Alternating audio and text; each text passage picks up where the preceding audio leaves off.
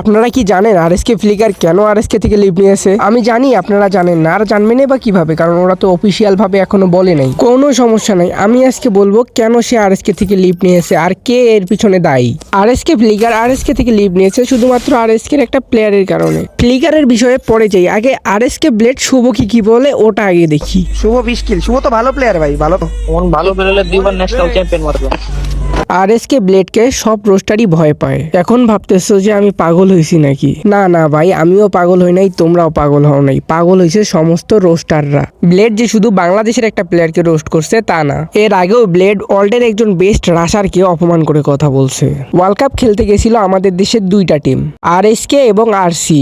RSK কুট্টুস অপমান করে RC টিমকে। কুট্টুসের বিষয়টাতে আমরা পরে যাই। ব্লেড প্রথমবার যখন অপমান করছিল ওয়ার্ল্ডের ফাস্টেস্ট রাশার বিয়ারু অসানাকে, তখন আমাদের দেশের রোস্টাররা আরএসকে ব্লেড ছোট মানুষ, বাচ্চা, মাফ করে দেয়, ভুল হইছে, এটাই বলছিল সমস্ত রোস্টাররা। ভাই আরএসকে ব্লেডের বয়স নিম্ন তো 20+ হবে। দেখতে ছোট হতে পারে, তবে ছোট মরিচের ঝাল বেশি। ও মা, এখন দেখি আর বয়স বেশি। ব্লেডের সাবজেক্ট বাদ দিলাম, কারণ ব্লেডকে নিয়ে এর আগের ভিডিও একটা আমি বানাইছি, ওই ভিডিওটা গিয়ে দেখে আসো। তাহলে এবার আসি আরএসকে ফ্লিকারের বিষয়ে। সরি, এবার বলবো ইএক্সি ফ্লিকার, কারণ আরএসকে টিমে তো এখন আর ফ্লিকার নেই। কোনো সময় নষ্ট না করে এখন শুরু করে দেয় আজকের ভিডিও।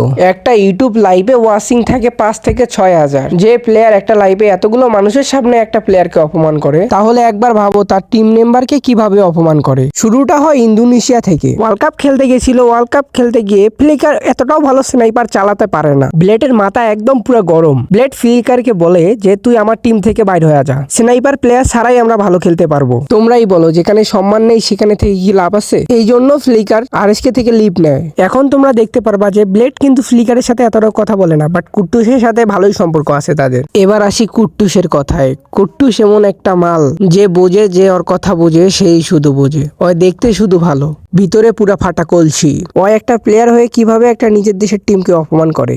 বাংলাদেশের আরসি টিমকে সে অপমান করে ভাইরাল হওয়ার জন্য।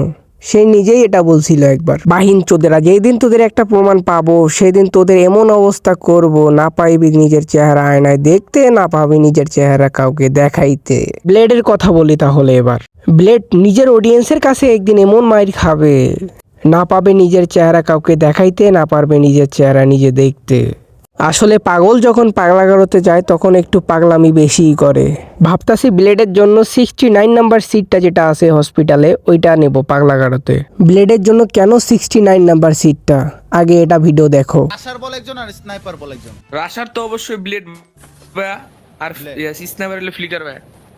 শুভ 69কে যখন বলা হলো কে বাংলাদেশের সব থেকে ভালো রাশার, শুভ 69 কত সুন্দরভাবে বলে ব্লেড ভাইয়া এবং ফ্লিকার ভাইয়া স্নাইপারে বেস্ট। অনেকেই বলে যে শুভর নাকি আইকিউ কম। শুভর যদি আইকিউ কমে হইতো তাহলে সে কখনোই বাংলাদেশের ফার্স্ট রাশার ব্লেডকে বলতো না। তো আমি একটা নাম দিয়েছি প্লেয়ারটার অহংকারী ব্লেড। ব্লেডের গেম প্লে কখনোই খারাপ না, তবে তার ব্যবহার পুরোই খারাপ। ব্লেডের গেম প্লে যতটা ভালো তার থেকে বেশি খারাপ ওর ব্যবহার। একটা বছর হয়েছে কমিউনিটিতে আসছে, একটা বছরে ব্লেডের কতগুলো ভুল, আর রোস্টাররা নাকি বাচ্চা বলে ছেড়ে দেয়। আরএসকের ফুল টিম এই এক বছরে যা যা করলো, আরসিকে অপমান, বাংলাদেশের একটা টিমকে, অসানাকে অপমান, শুভ 69কে অপমান, আরএসকে ব্লেড ফ্লিকারকে তার টিম থেকে বের করে দেয়। আরও কত কি জানি না, ভবিষ্যতে যে আরও কি করবে। ফ্লিকার যদি মিডিয়ার সামনে যদি বলে আমার টিম থেকে বের হওয়ার কারণ আরএসকে ব্লেড, তাহলে ব্লেড দিয়ে ব্লেডকে টপকাই দেব। ব্লেড কুট্টুসের লাইভে বলে রোস্টারদের নাকি এখন ভিউ নাই, সেই জন্য এখন তাদেরকে নিয়ে ভিডিও বানায়।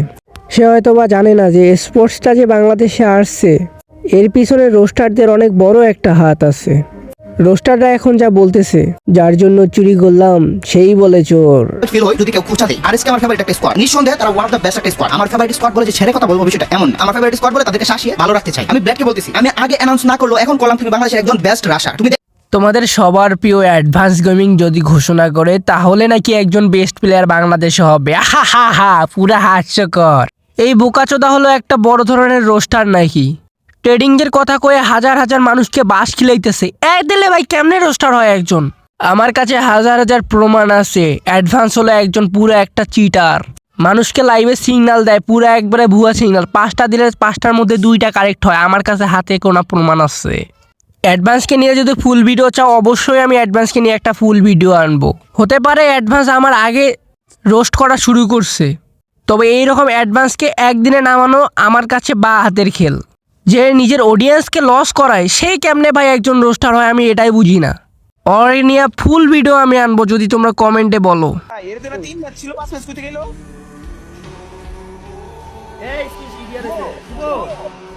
এবার আমি সবার কাছে দুঃখিত চাইতেছি, আমি এই ভিডিওতে আমি ব্লেডকে রোস্ট করছি, ব্লেডকে অপমান করছি, আরএসকে কুট্টুসকে অপমান করছি। হ্যাঁ, তাদেরকে অপমান করছি 50% কারেক্ট, ভালো কাজ করছি। তবে শুভ 69 যে ধোয়া তুলসীর পাতা তা না। ভিডিও ক্লিপ তো তোমরা এর আগে দেখলে। বাংলাদেশ টপ 1 টিমের প্রোফাইল পিক দেখছো তোমরা, দেখলাই তো ভিডিওতে ব্লেডের টাক মাথার ছবি রাখছে। তাহলে বলো আরএসকে ব্লেডও যেমন আরএসকে শুভও তেমন। কিন্তু এবার যেটা দেখলাম আরএসকে ব্লেড যা বলে সবার সামনাসামনি মুখে বলে, ডাইরেক্ট বলে, কিন্তু শুভর মতো লুকিয়ে চাপিয়ে অপমান করে না কাউকে। তোমরা যদি বেশি বেশি কমেন্ট করো শুভ 69 এবং অ্যাডভান্সকে নিয়ে ভিডিও বানাবো, তাহলে অবশ্যই আমি দুইটারে একবারে মুখের ভাষা আমার যা আছে যা ভাবে পারি তা ভাবে আমি ওদেরকে রোস্ট করব। আর আরএসকে ব্লেডকে বলি ভাই তুই যা বলিস লাইভে বলিস, যা বলিস ডিরেক্ট বলিস, ভাই তুই অনেক ভালো প্লে একটা মানুষ, যেটা বুঝলাম।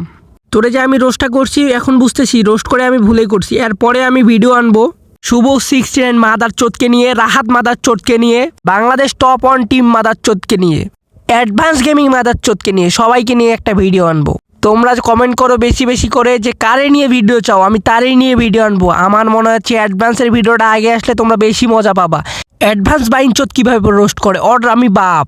তুই ট্রেড করিস না, তোর ট্রেডের পুকটি মারি দিব আমি, বুঝছিস মাদার চোদ। তুই কতজনকে বাস খেলেছিস আমার হাতে প্রমাণ আছে।